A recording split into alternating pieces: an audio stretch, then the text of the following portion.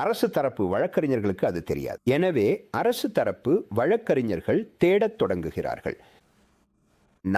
நான் இதை எடுத்துக்கொள்கிறேன், நான் அதை எடுத்துக்கொள்கிறேன்.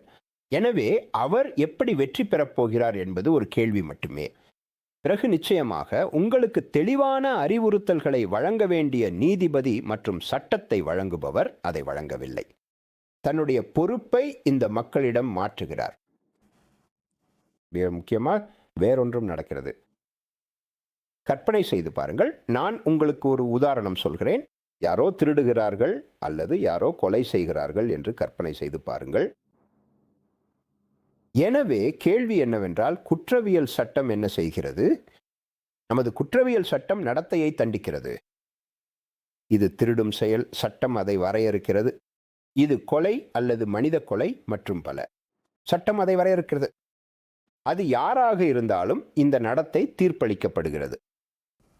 ஆனால் அவமதிப்பு இது பொதுவாக ஒரு நடத்தையாகவும் இருக்கிறது. வெறுப்பு பேச்சு இது வாய்மொழியாக நடத்தையை தேவைப்படுத்துகிறது.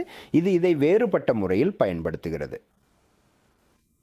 அதாவது யாராவது சங்கராச்சாரியாரை அவமதித்தால் அது ஒரு பிரச்சனை அல்ல, அது அவமதிப்பே கிடையாது. யாராவது அம்பேத்கர், பூலே அல்லது பட்டியல் சாதி அல்லது பட்டியல் பழங்குடியினத்தைச் சேர்ந்த எந்த ஒரு மதிப்பிற்குரிய நபரை அவமதித்தால் அதே செயலுக்கு தண்டனை வழங்கப்படுகிறது. எனவே நீங்கள் நடத்தைகளை வேறுபடுத்தி பார்க்கும்போது உங்கள் சட்டம் இனி நடத்தையை பற்றியதாக இருப்பதில்லை, அது அடையாளத்தை பொறுத்தது.